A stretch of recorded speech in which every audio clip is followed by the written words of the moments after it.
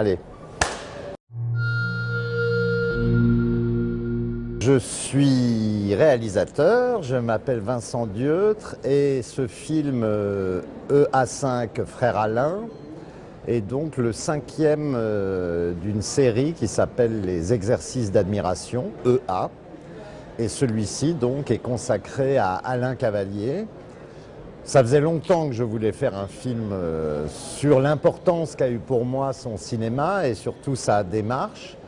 Et puis comme les autres exercices d'admiration que j'ai faits, il s'est présenté un moment où c'était jouable, où c'était faisable. Il voulait bien le faire. Moi j'avais le temps pour ça, parce qu'on s'est quand même rencontrés à partir du moment où j'ai commencé à faire des films. On s'est croisés dans des festivals. Il a vu que je connaissais bien son travail, que ça m'intéressait, donc on a commencé à parler. Et puis, je crois qu'il a aimé certains de mes films aussi, donc c'est devenu un peu comme ça. Et maintenant, voilà, oui, c'est pas quelqu'un que je vois très souvent. On n'est pas de la même génération, il bouge beaucoup moins qu'avant. Mais voilà, on se tient au courant, on s'appelle, on s'envoie nos films. Voilà, et donc là, c'était l'occasion de lui faire cet hommage. Avec un peu de malice aussi, d'humour. Enfin, je pense, il ne s'agissait pas de dire « Ah là là, qu'est-ce que c'est beau », mais un peu de repartir, voilà, ses premiers films, comment ça s'est passé, tout son travail, son évolution vers un cinéma beaucoup plus personnel. Qui, moi, voilà, son premier film personnel, c'est La Rencontre. Et moi, j'ai fait mon premier film à peu près au même moment. Donc finalement, c'est ce qu'il dit, c'est qu'on est tous les deux des jeunes cinéastes.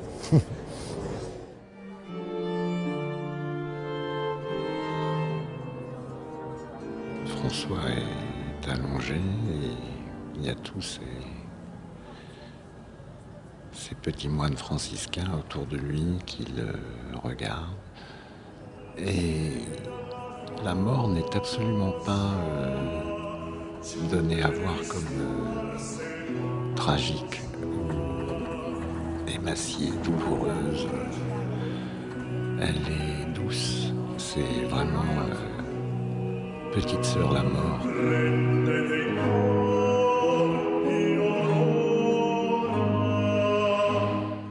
Mais l'idée de François d'Assise, qui étant d'une classe noble, riche à l'époque, au Moyen-Âge, décide de se séparer de tous ses biens matériels, sa richesse, sa condition, etc., pour devenir un moine, mais un moine mendiant, c'est-à-dire...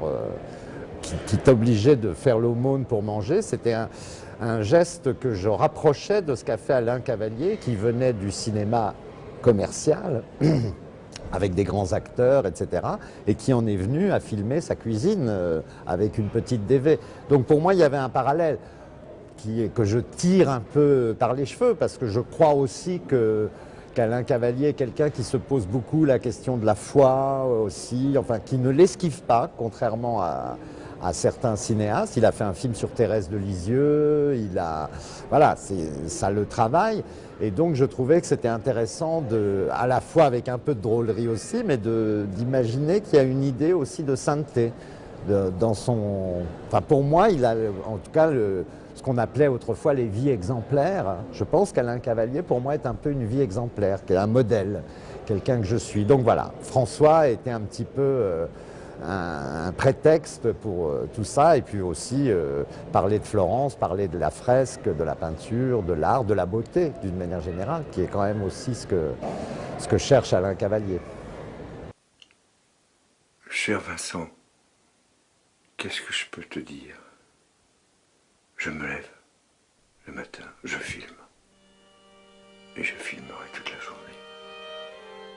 Je crois que Alain Cavalier, les films qu'il fait maintenant et ceux que moi j'ai fait depuis le début sont justement des films pauvres qui contestent ça, parce que justement notre pauvreté n'est pas vécue comme un manque par rapport à ce cinéma. C'est-à-dire que ça nous a obligés à inventer des formes différentes et qui ont aussi leur économie, leur puissance, leur impact, qui est tout aussi fort que les énormes budgets d'Hollywood avec des effets spéciaux. Donc c'est réjouissant de voir à Cannes un film américain de science-fiction à effet, et ensuite Irène d'Alain Cavalier, mais ils seront dans la même sélection, et en général c'est plutôt Alain Cavalier qui aura le prix.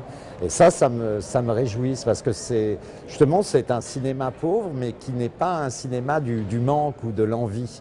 C'est plus assumer cette pauvreté et en tirer une forme, une puissance. Là, on en revient à François d'Assise, justement, aussi.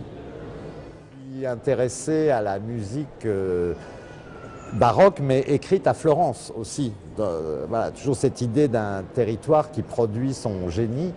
Et il se trouve que c'est à Florence aussi qu'on a inventé l'opéra, parce qu'il est devenu après l'opéra, et à mon sens, après le cinéma. Et donc, j'ai tapé un peu, oui, dans des passacailles de l'époque baroque. D'abord parce que je les trouve un peu tristes, belles, comme ça. Et ensuite, il n'y en a pas tant que ça. Il y en a trois fois dans le film, des très brefs moments. Et à la fin, là, je fais la chose la plus artificielle et la plus anti-Alain Cavalier du monde, qui est de chanter en playback un air d'opéra aussi écrit... Enfin, c'était pas à Florence, mais c'était dans ce monde de ce qu'on a appelé la camerata bardi, c'est-à-dire les premiers à s'intéresser au rapport poésie-musique. Voilà, avant Monteverdi, avant tout ça, et c'était à Florence. Donc je me permets ce petit clin d'œil, et puis surtout ce truc où c'est le son qui va dicter l'image finalement, puisque moi je fais en même temps. Et c'était un peu une pirouette pour, au final. Fra Allino, Cher Vincent, vu que ça existe, Allino di Parigi, cineasta.